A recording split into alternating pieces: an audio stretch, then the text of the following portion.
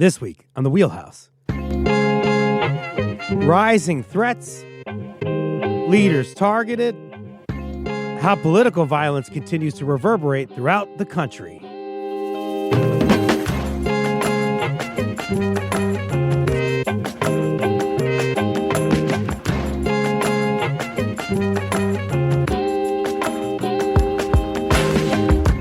For Connecticut Public, I'm Frankie Graziano. This is the Wheelhouse, the show that connects politics to the people. We got your weekly dose of politics in Connecticut and beyond right here.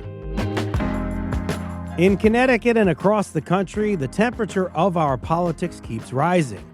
Threats, harassment, fear. This hour we'll hear from Attorney General of Connecticut, William Tong. We spoke with him last week about how he's confronting politically motivated violence and what the Trump administration's new domestic security measures could mean for the state. And later, State Representative Corey Parrish shares his story of what it's like to be on the receiving end of violent threats and the cost of speaking out. I want to tell you a little bit of a warning here. We're going to talk about elements of political violence today, including racist threats to lawmakers and racist imagery.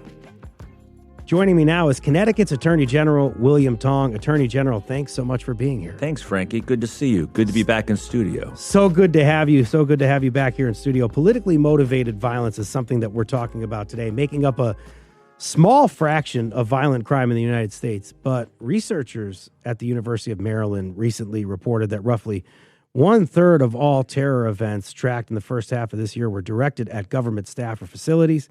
It's double the amount reported last year. Does this align with what you're seeing either personally or in regard to your colleagues? Is this something you have to worry about even as an attorney general? Yeah, I worry about it. There have been threats against me and my fellow attorneys general, and it's horrifying to see a federal judge and her family murdered in New Jersey. It was obviously horrifying. It's not even the right word. It's much worse than that to see Charlie Kirk murdered and assassinated. And we should be able to have debates and policy discussions and disagree and have fights. I use that word a lot, fights. And yes, we do have fights, policy and political fights, without hurting each other and killing each other. But unfortunately, I can't believe I even have to say that, but I'm saying it now because it has to be said. People have to hear this message. It's not okay to target people. It's not okay to go after people. And all of us on the right and the left, I even hate those labels, but people of good faith from all political perspectives need to say as much as we can that political violence and hurting each other is never, ever, ever acceptable and is always against the law. There's political violence. There's also reprisal, right? And retribution as well. And we talk about Letitia James and some of the things that she's faced. I think you kind of talked about that when you talk about attorneys general and people trying to do their job. Do you feel impacted by that? This is a political targeting, a vindictive prosecution, pure and simple. And we know that because the president said so. The president said he was going to go after his enemies, including Tish James, who was just doing her job. He broke the law, not her. And so she went after him and got a judgment, a $450 million judgment. He's upset about it. And so he's using the tremendous power of the federal government to go after her and to hurt her. And all Americans, like I said, from all different perspectives, should be able to stand up and say what's happening to her and John Bolton and Jim Comey and others is just dead wrong. And the president has not just telegraphed, but explained that this is what he's doing. If you ask me if I'm worried, I'm not. I could take care of myself, but I'm worried about my family. I'm worried about my wife, my 3 kids. You know, something really strange happened a few years ago during the first Trump administration. I walked in the office and my communications director told me that the New York Times wanted to comment on my being sanctioned by the Russian government. And I just gave her the most confused look, you know, what are you talking about? And yes, Vladimir Putin had put me and other Democratic attorneys general on a sanctions list. And so it's, you can sort of like shrug and laugh that off as being so preposterous. But on the other hand, you're like, well, that's not cool. And when you travel abroad or you're in an airport and I feel a little bit more exposed than I did before. That's pressure. I would understand that that's kind of pressure and being involved in that situation, having to worry about your family's life. It's not why you do your job. No, and you can't. And yourself. But and you can't keep it from your wife. You know, when we had a bomb threat at the house, I had to call Liz, and she was on a Zoom call for work. She was in the dining room. And I had to call her and say, hey, just so you know, in about 30 seconds, Stanford PD and the bomb squad are coming up the driveway. And that's not a good call to have to make on a weekday in the middle of the morning. That's something that is a subset of what we're talking about here with all this amped up rhetoric and things that are happening. But I'm glad that we're talking about it. And thank you for sharing it with us here today, because it is a very real part of the job. I guess the follow-up question that's naturally is, do you continue to do your job? And why do you keep continuing to do it? Yeah, it's my job. And because so many people are getting hurt, my job is to keep people safe and protect people here in Connecticut. So many people, immigrants, people work at nonprofits, federal workers. So many people have a target on their backs right now. People who need health care, people who need access to life-saving medical research, teachers. So many of us are being targeted and harmed by this president and this administration, which is why I've had to sue 36 times. And that's not okay. It's not a good thing that the state of Connecticut, acting through its attorney general, has had to sue the president of the United States and the administration 36 times since January, on top of the more than 100 times we had to do it the last time he was president. We have other things to focus on, right? Utility rates, consumer protection. All of that work that's our primary focus and our charge. And we do that work very well and very aggressively. But then we've got to add on all of these sometimes utterly unnecessary fights with the federal government. Why? Why in God's name would you stop Revolution Wind, which is $4 billion in, 80% done? We all want and need the power. What are you doing? And yet I've got to then pick up the phone to the Attorney General of Rhode Island and say, we got to sue, right? And then talk to the governor about it. And then ultimately we did. And ultimately we won. And those workers are back on the job. But it's not a good situation. Hey, what's this memorandum that we've heard about that you've brought to people's attention? The Countering Domestic Terrorism and Organized Political Violence. What do you think this memorandum aims to accomplish? And I believe it's from the Trump administration. Yeah. Yeah, look, I think what I'm really concerned about is, again, the use of the tremendous power of the federal government to target people you don't like, that you hate, including nonprofits. And what they're talking about is groups. Last night, by the way, I did an event with Planned Parenthood in Stamford. And what we talked about is how groups like Planned Parenthood, which provide vital healthcare services to people across Connecticut and are being impacted right now by Medicaid defunding that the Trump administration and Congress have instituted against Planned Parenthood. They're targeting Planned Parenthood. But beyond that, the political side of Planned Parenthood, the organizing side, is these are organizations that have resources and they organize people. They bring people together. And so what the Trump administration is trying to do, again, is to use the awesome power of the Attorney General and the Department of Justice to target disfavored organizations and voices, to shut them down and to stop them from organizing. So this is about the raw exercise and the wrongful exercise of political power against your enemies. And it should shock and offend every American, because it's the groups that Donald Trump doesn't like today.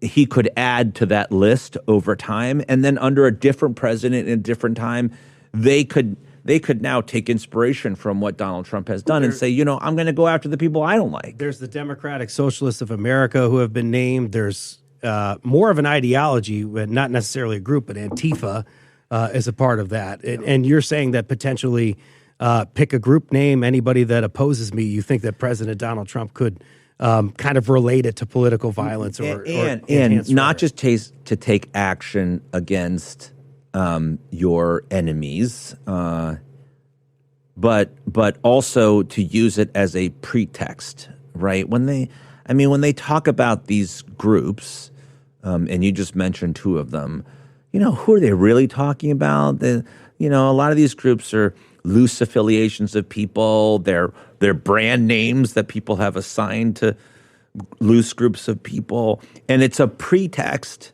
to deploy American soldiers against American citizens on American soil, right? It's a pretext to wrongfully and I think unlawfully deploy National Guard against American citizens.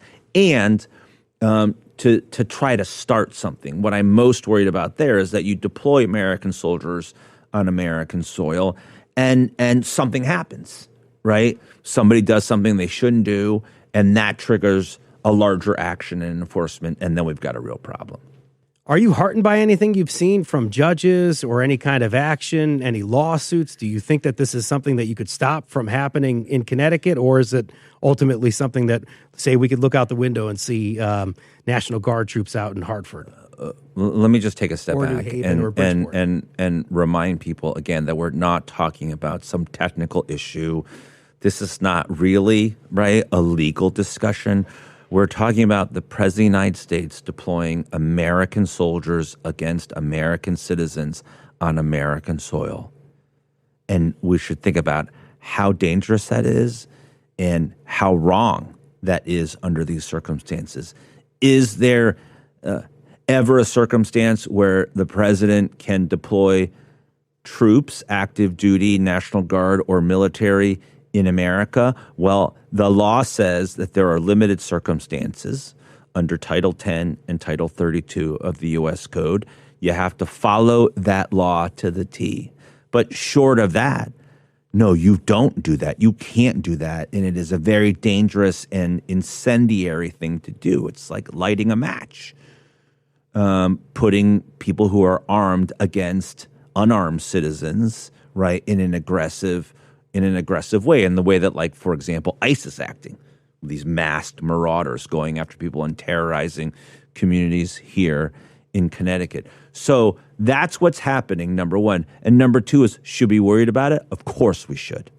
Of course we should. Now, it's happening in California and in Oregon and Illinois. The lower court judges are doing the right thing. They're making factual determinations that this is wrong. The courts of appeal are in the process. It's a bit of a mixed bag right now. And I would be and am ready for a fight in front of the Supreme Court. I don't want to prejudge that. But I think people do know that and sense viscerally that doing this is not only unnecessary, but unlawful and wrong. Can you help me understand how Connecticut responds if this happens? So it depends how he does it. How will the state respond? We're going to sue the second it happens. Why do I say that?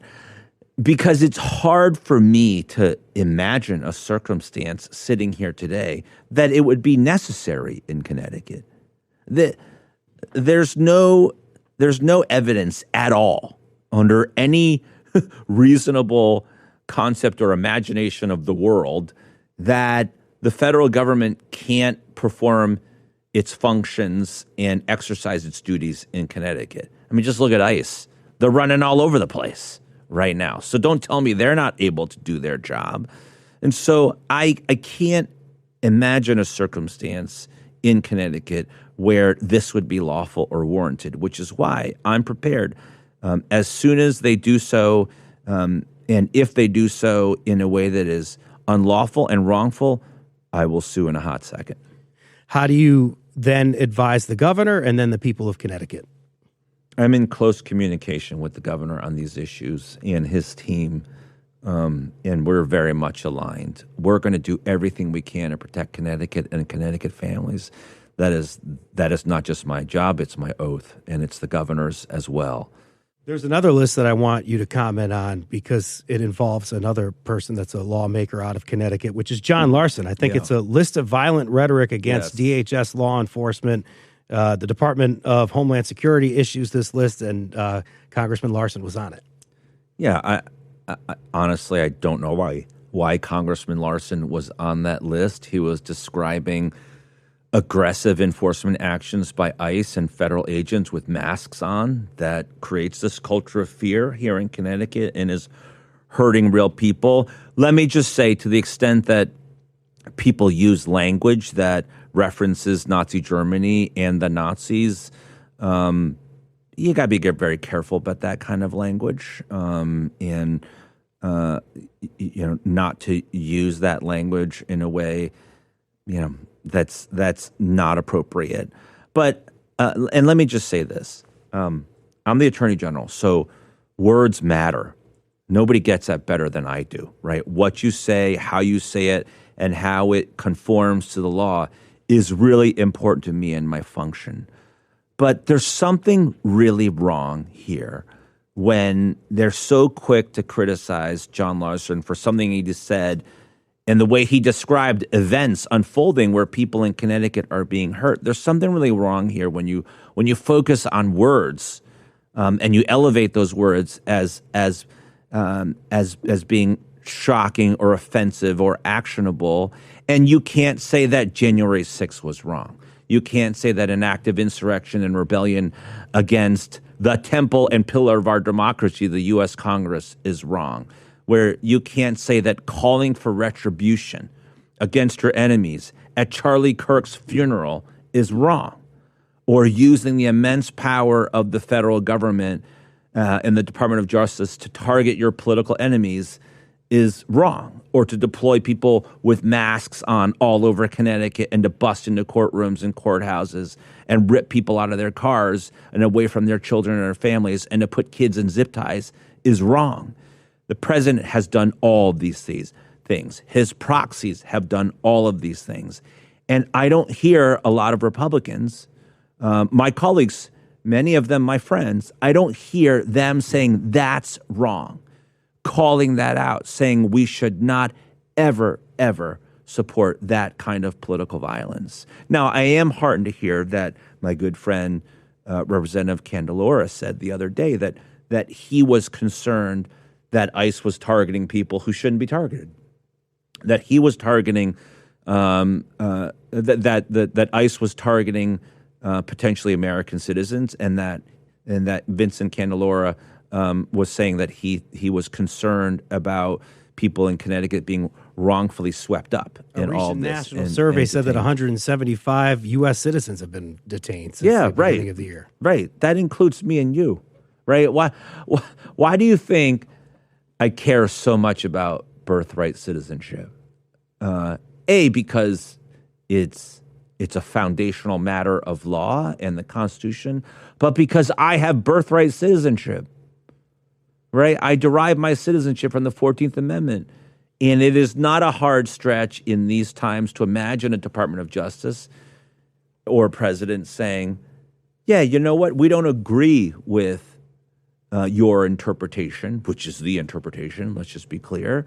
There's no other interpretation. The 14th Amendment says what it says. If you're born on American soil, you're an American, period, full stop.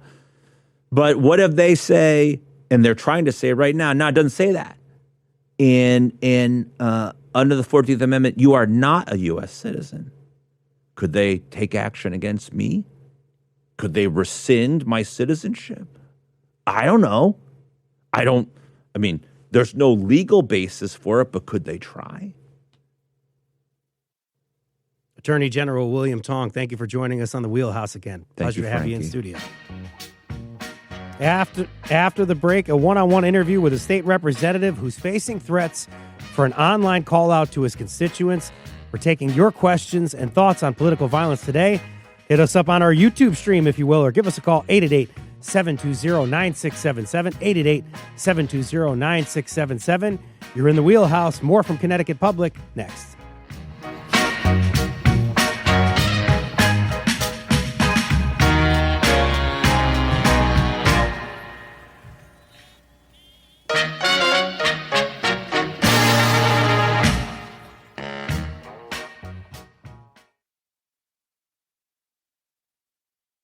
This is the Wheelhouse from Connecticut Public Radio. I'm Frankie Graziano. In August, State Representative Corey Paris advised his constituents via Instagram to look out for one another as federal immigration and customs enforcement ramped up activity in Connecticut and beyond. Paris' post went viral after being shared by a right-wing social media account. That account and ICE's account amplified a message calling on Paris to be criminally charged for his initial post. Some of the response was ugly, and it focused instead on the black lawmaker's skin color. Here to talk about political violence and its proliferation through social media is Corey Paris, Democratic State Representative out of Stamford. Representative Paris, thank you so much for joining us today. Thank you so much for having me, Frankie. I appreciate it. Hey, I say that the response was ugly because many of the users seized on a term you used to make everyone aware of a potential threat. You asked folks to be vigilant. What were you trying to do with your post? Well, I think it's very simple what I was trying to do with my post. I was just simply trying to provide information and err on the side of caution to all of my constituents. And I serve a majority Latino district here in Stamford. And so it's really important for me to ensure, and not only majority Latino, but a huge population of them, of people in my district are immigrants from Haiti, from other Latin American countries, from the Ukraine, so European countries as well. And it was really important for me to be able to say to them, be on the lookout for one another, be safe this weekend. We don't want families to be displaced if we can help it. And it came from a human, empathetic point of view, not for anything that was political. But again, being who I am and the work that I do, all of that is always misconstrued and used politically, when really for me, it's just about the human form. Help us understand in terms of the rhetoric that people were sharing, something that shouldn't. I would say that Repeat it here, and I think that's what I'm trying to be careful about. Sure. Some of the rhetoric was abysmal, and it was certainly divisive, and most of the rhetoric was racially based, Sure. And inflamed. And so there were people who made comments such as, we have many people in our we have many black people in our family tree. In fact, many of them are hanging outside right now. We could use room for one more. We got many calls, both to me personally and also to my office, of folks saying that while they weren't going to be the ones to do it, but some great person in this country, some great American would be the one to do the job of hanging me from a tree, that I was a traitor, that I was the N word, and they use the N word with ER on the end, and it was just terrible. It was incredibly terrible, the things that were said. It's terrible, and we don't want anybody to share it and repeat it. But the reason why we're bringing it up, I think, is because, especially with lynching, we want to understand why somebody would say that in a situation that it's certainly uncalled for, and I guess understanding the distinction between those kind of threats and lynching. And I just want to know what the intention behind that is. Well, I think it's pretty visible. As a black elected leader, the threats don't always look the same as it would for my white counterparts and colleagues. Sometimes the threats are rooted in race, sometimes they're rooted in power, and sometimes they're rooted in fear. And the direct intimidation from federal authorities, specifically ICE, that I face in ways that no American should face whatsoever. And I feel like this situation was used to weaponize and silence debate and participation around trying to keep people focused. The key piece here is that it was political coercion and not necessarily public safety. So I think for me, what's really important is that people understand that I didn't say anything different than many of my other colleagues, both white and black, had said, but black elected officials got, targeted far more stringently than white elected officials, and I think that is unfortunate. My family was directly threatened. My family members outside of the state were directly threatened.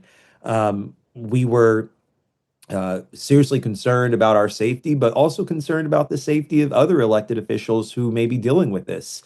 And it's hard to be able to trust the institutions that are upheld to defend its people, its citizens, and to protect its citizens when they are the ones propagating the very violence against said citizen. And I think that's a concern for me, not just for me, but it should be a concern for every American in this country. I appreciate you sharing that testimony very much. I want to know, how did your colleagues, both Democrats and Republicans, respond to these threats against you?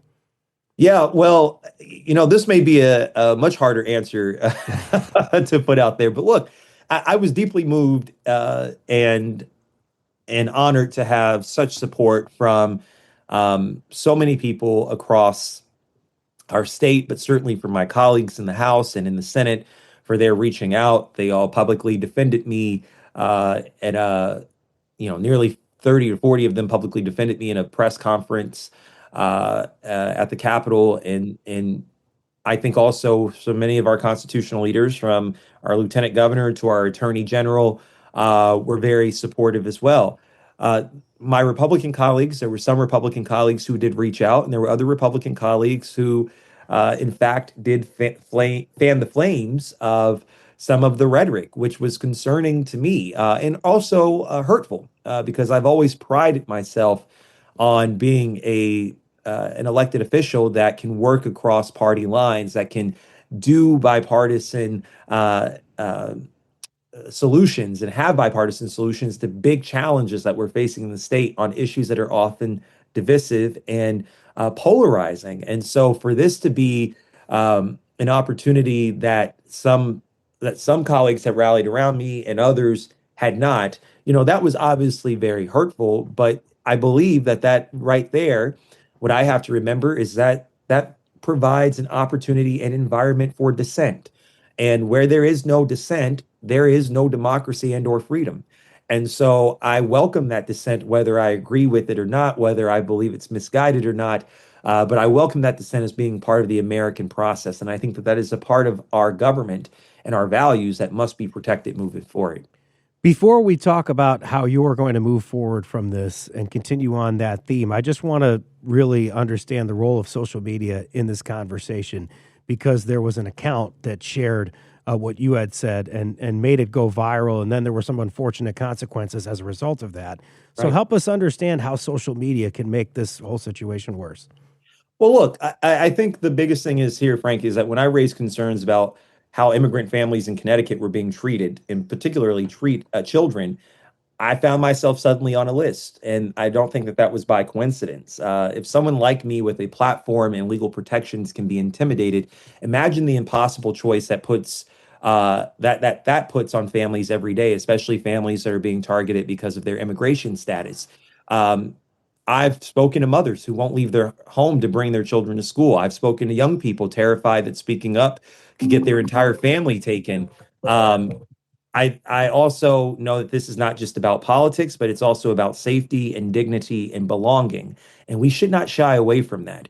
The problem is right now is that the social media aspect is driving all of the conversations to both ends of the spectrum on in terms of extremism. So, someone asked me yesterday, what can they do to help defend the union and try to protect the republic? Well, here's the thing: you got to organize. And then they asked me the question: well, should we be preaching to the same choir that believes the same things that we believe in, or should we be preaching to the other side?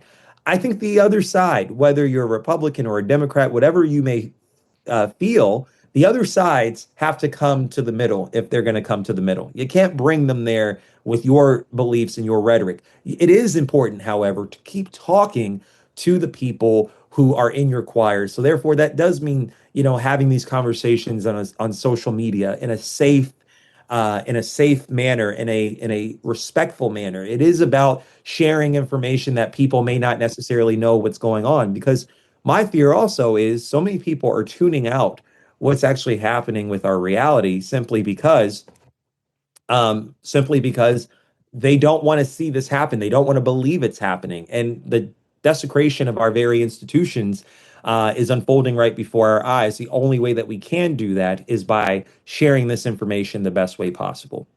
The Western District Major Crime Squad and Capitol Police are investigating the case. Has there been any progress? Are you any closer to feeling a little bit better about the situation? Any details you can share with us?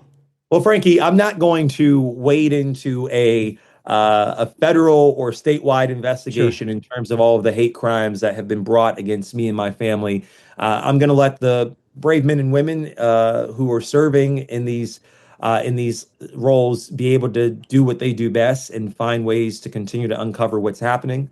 What I would like to do is for us to explore ways in the legislature to better protect our elected officials, because I may be the first at this level in Connecticut that has spread to a national prominence, I don't even want to say it was prominent, but in terms of being on people's radars, it was a national story. I know I won't be the last. And so my concern is for my colleagues on both sides of the aisle that may one day face this. I can't speak to where we are with an investigation, but it's still happening. And in terms of us moving forward, I think what's most important is that we were certainly shaken by this experience, but we won't be moved by this experience. And so we want to continue to do the work for the people that we were elected to do as best and as safely as we can do it. Corey Paris is a Democratic state representative out of Stamford. We appreciate you sharing with us at a time when you're the target of the type of violence we're talking about on this show. Have a nice day, Representative Paris. We thank you so much for coming on the show. Thank you so much. After a quick break, we'll ask an African American studies professor to analyze the interview we just had and the rhetoric associated with discourse involving advocates for social justice in the modern age. Share your thoughts with us on our YouTube stream or give us a call, 888-720-9677, 888-720-9677. There's more Wheelhouse next.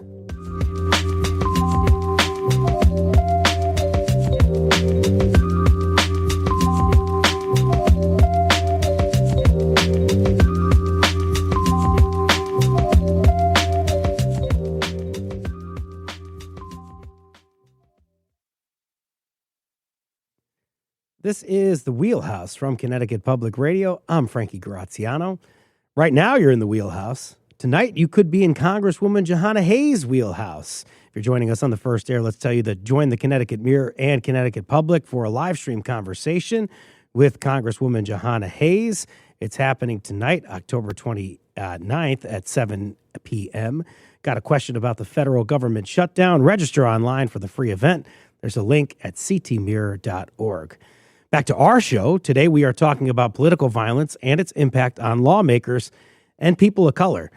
We've invited two professors on the program to talk us through the testimony. State Representative Corey Paris shared with us in our last segment. I want to send a disclaimer to listeners that today's show touches on racist threats and imagery.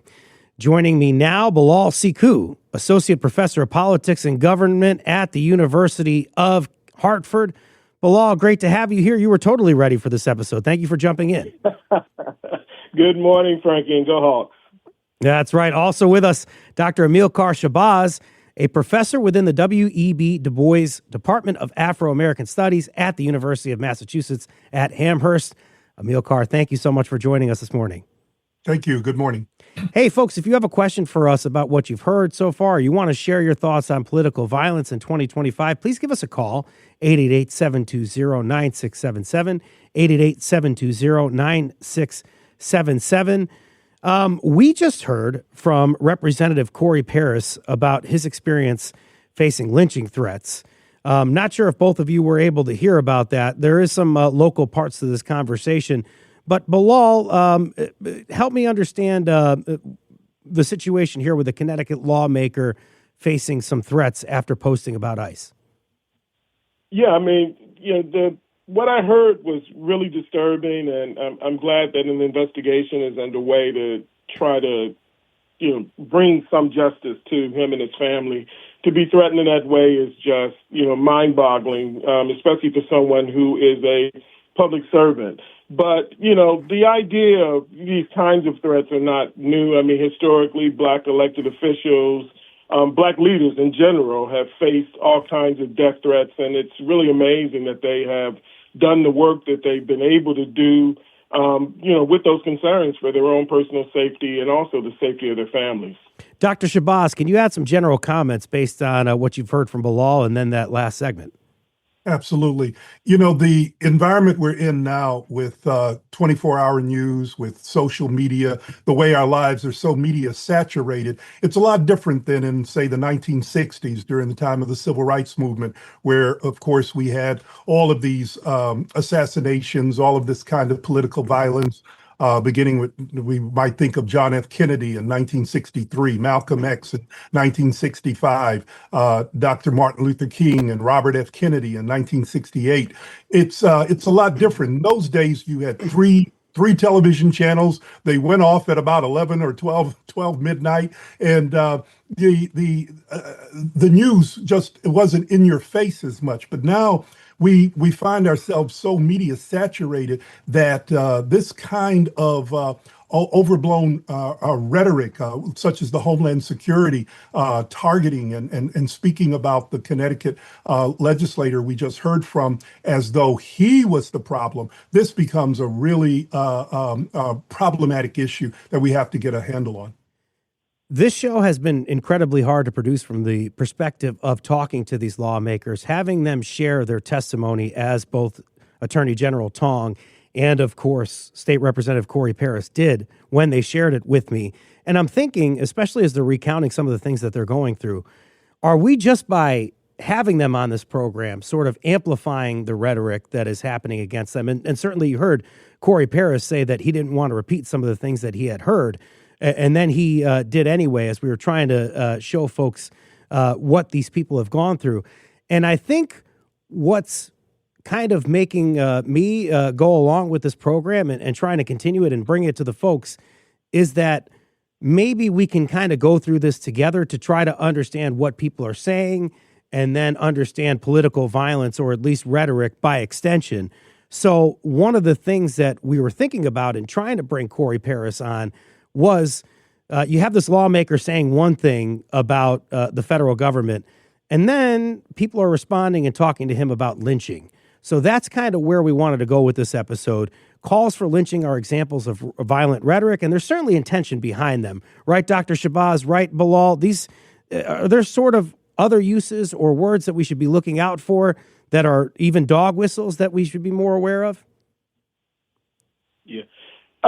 Frankie, I think, in many ways, the rhetoric, that's a part of our politics today is heated. I'm not one who does the both sidism. I think it's more heated and from one direction than the other. But I think certainly, the internet and social media, and I would add even talk radio, has amplified, this problem that we have in society. Of course, it's not new. As your guest said as well as I said. But I think we're at this point now where what you're doing, I think, is just critical and vitally important. I think, Black elected officials and other elected officials of color, and I would include women and LGBTQ folks who are out there in the public sphere, they face these kinds of threats fairly routinely. And it's really important that the public understands that. I think most Americans don't agree with this, but there's a segment of the population that certainly does.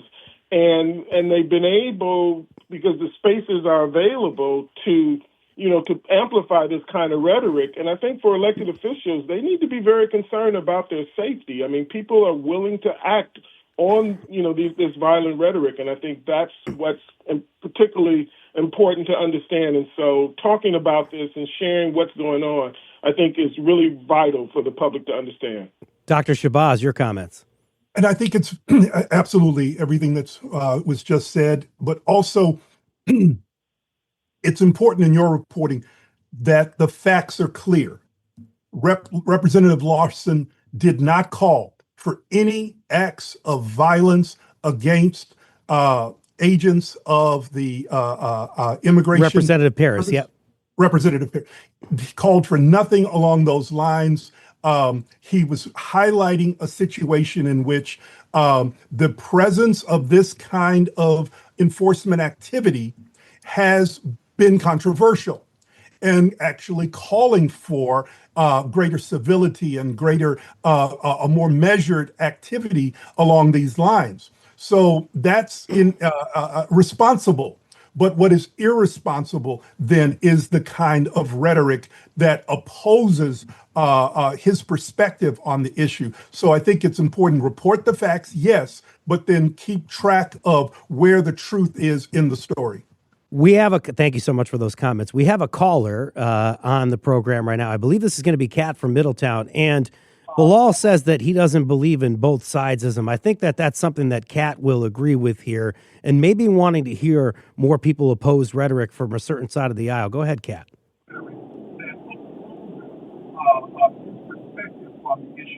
I can't hear you, Kat. I don't know if you could turn your radio down. I'm going to give you one more chance to get back to us. Can you hear us? We'll see if we can get Kat back on the line in a second. We'll see if we could do that. Bilal, you were on the show recently when we talked about civil political discourse. How do elements of race present barriers to these types of conversation today, and how have they presented them barriers historically? Wow. It's almost like you need to devote an entire episode to that question. That's a big question I think you're asking. We did, and then we had you on it, and now we're going for it again. Let's go, big guy.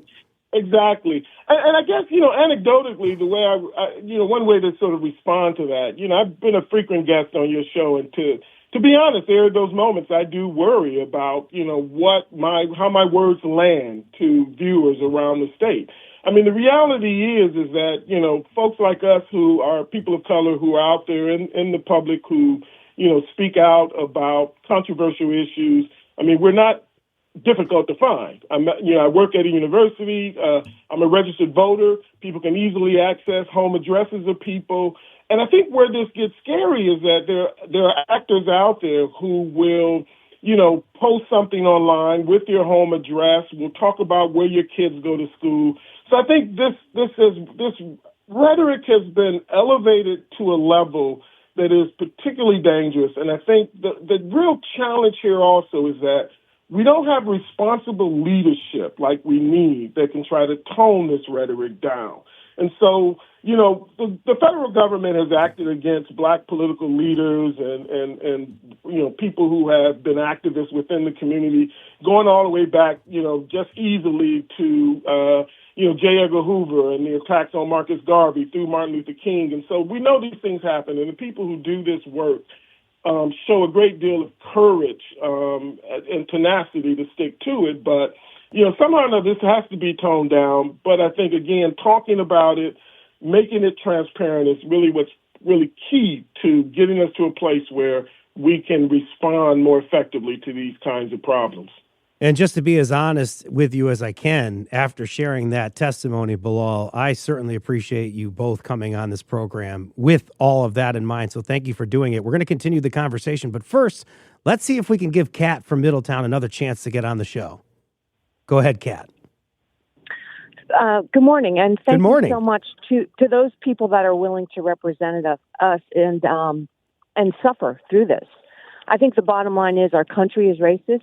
Connecticut is no different. And we, if you're progressive, you're willing to look at that and maybe change the system for the better. And if you're conservative, you're digging your heels in and saying everything's fine. So they also have a better use of social media. I'm talking about conservatives. Progressives need to organize. We need to know when ICE is coming to a town and get at least 30 people out to photograph what they're doing and document the fact that people are disappearing. And this is not acceptable. Thank you, Kat. I appreciate you giving us a call this morning. Kat mentions the fact that I think we underscored this as well with Attorney General William Tong, that I think it's something like 179 American citizens, not just undocumented immigrants, but 179 American citizens, something like that, have been swept up by ICE. And that's why a lot of this commentary, this sort of opposition rhetoric is coming forward from progressives. I'd love to hear from a conservative, if you will. This is Kat saying that she'd like to hear from another side as well. And I think Bilal has said that as well. So if you're a conservative, particularly if you oppose this rhetoric, give us a call, 888-720-9677, 888-720-9677. Anybody want to have a comment on what we just heard from Kat, or at least generally about people maybe not calling out this type of rhetoric or this type of racism? It certainly is a matter for all Americans to ask whether the enforcement apparatus regarding immigrants who are have their visas have expired, or they came in an undocumented way, whether that is what are the type of extent that we want our law enforcement to go on that account. And that then is part of a controversy. Some think we can be inhumane in going after that. That's going to by being or right on the edge of being inhumane, will then deter people from trying to come into this country. That's a perspective some people. But even I'm so glad that you bring that up, Dr. Shabazz, and I hate to interrupt you, but that I think is the point here. You're talking about being inhumane. Does that raise a due process issue? And this is something that people have had historically. You have somebody being tagged on an account here, and you have Corey Paris being on this post that we were talking about in particular earlier. Is this person that was the actor here, Corey Paris, and saying whatever he said, is he sort of being prejudged before there's even a case going forward? And now you're talking about immigration large scale. Maybe there are folks that are not necessarily getting their due process. And historically, we know that due process and political violence kind of go hand to hand, right, guys? Absolutely. Bilal, what do you think? Yeah, I think you're absolutely. I mean, you're absolutely correct, Frankie. And again, I think, part of what's so charged about this moment is that, these actions by ICE are not happening in a vacuum. They're happening in an atmosphere of rhetoric about undocumented immigrants that's dehumanizing, that in many ways is connected to a very long history of the dehumanization of non-white Americans. And so for a lot of people of conscience who feel the need to be out there in the streets and do what, the caller suggested in terms of following, government, ICE agents who are out there in the streets and trying to assist. In many ways, this reminds me so much of what happened with the Fugitive Slave Act. I mean, we are just at this point where America and its dealings with the issue of race has always been problematic, continues to be, and the foreseeable future just does not look good on these kinds of issues. I want to put people onto Dr. Shabazz's work as well, to go to UMass Amherst, that website, and see what he's doing at the Afro-American Studies Department. In 20 seconds or less, I know this is quick, help me understand how you're trying to get this conversation going forward with your students. We certainly saw some coverage you've done with Heman Marion Sweat down in Texas. How are you trying to connect these conversations to today? Thank you. I'm from Texas, so a lot of my focus is but I'm actually heading out to class on the history of the civil rights movement, and we're dealing with the lunch counter sit-ins of 1960 and the wave of protest that sparked. We have to keep a focus on the fight against racism, the fight against all forms of intolerance, and that's what we're going to do. Thank you so much, Dr. Shabazz. Thank you so much to Bilal for pitching in on short notice here as well. You guys were terrific. Today's show produced by Tale Ricketson. Great job. And Chloe Wynn. It was edited by Patrick Scahill. Technical producer is Dylan Reyes. Special thanks to our team here. Download the Wheelhouse anytime on your favorite podcast app. I'm Frankie Graziano. This is the Wheelhouse. Thank you for listening.